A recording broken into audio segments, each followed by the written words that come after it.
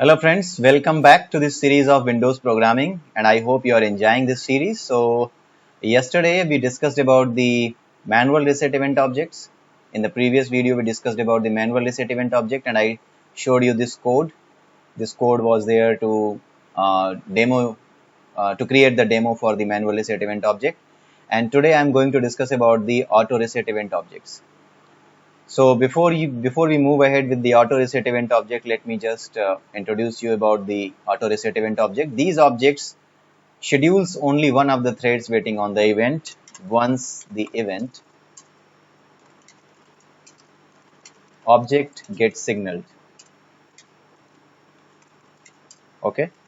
So in case of manual reset event object, if there were 4 threads waiting on a manual reset event object, then in that case all the 4 threads got scheduled. But in case of auto reset event objects, not all of them will be scheduled, only one of them will be scheduled, and we don't know that which one will be scheduled. Okay, it is all dependent on the operating system. Okay, because operating system performs all the schedulings of all the threads which are running in your system.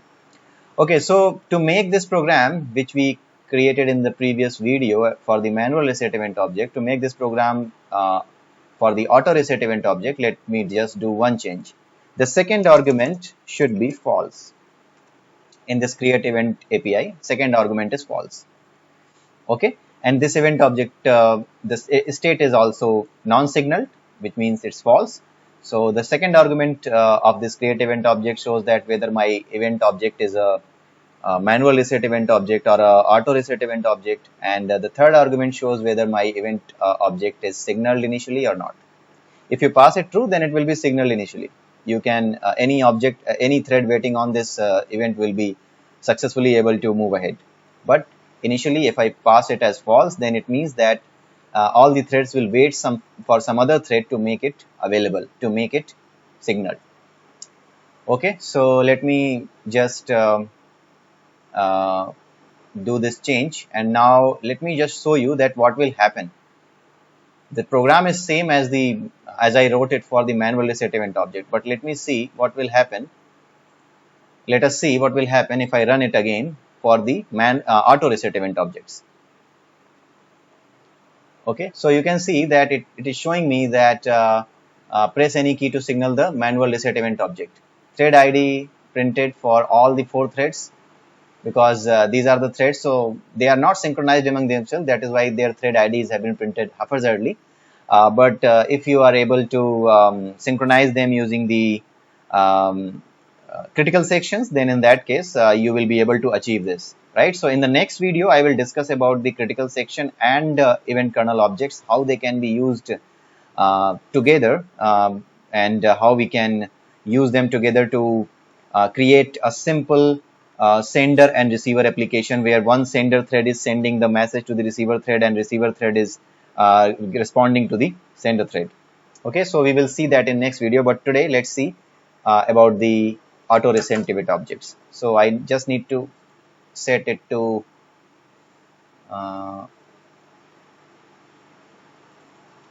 auto reset event object. Okay, so let me just run it again and let's see.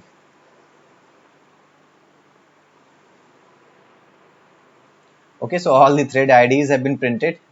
You can see that they have been intermingled because again the same problem. So press enter key to signal the auto reset event object. So let me press enter key, right? So you can see that only one event got signaled.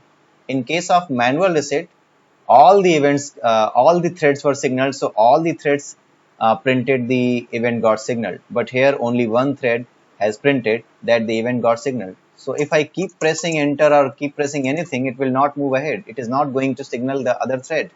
Why it is not going to signal other thread? Because it is waiting for the program to signal the other threads. And how that we can do?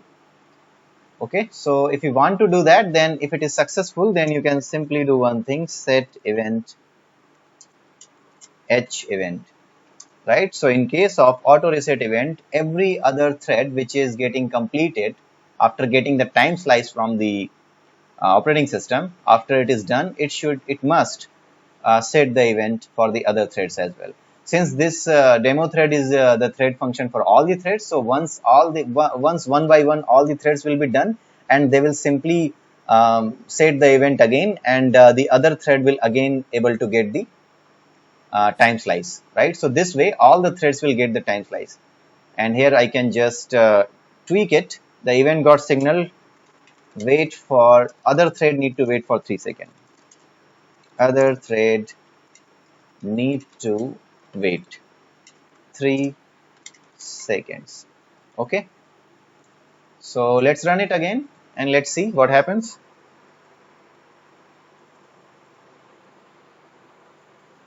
Okay, so all thread IDs have been printed. Let me press the key. The event got signaled. Other thread need to wait 3 seconds. So after 3 seconds, all the threads one by one, they are scheduling each other after 3 seconds. And now the last thread has been signaled, so our program will come to end. So now you might have understood that what is the difference and how it will appear to you when your program, when you have written a program using the auto reset event object and when you have written your program using the manual reset event object, right? Kernel object. So I hope you got the point here. And if you have not got the point, if you have any confusions, then you can simply write a comment, and please must write the comment, because if you are not able to understand this concept, if this concept is not clear, then you will do the mistakes while writing the code related to the kernel objects. Okay, so that's it for today's video, and I will meet you soon in the next video with something new. So have a nice day. Bye bye, and please like, subscribe my channel and share my videos.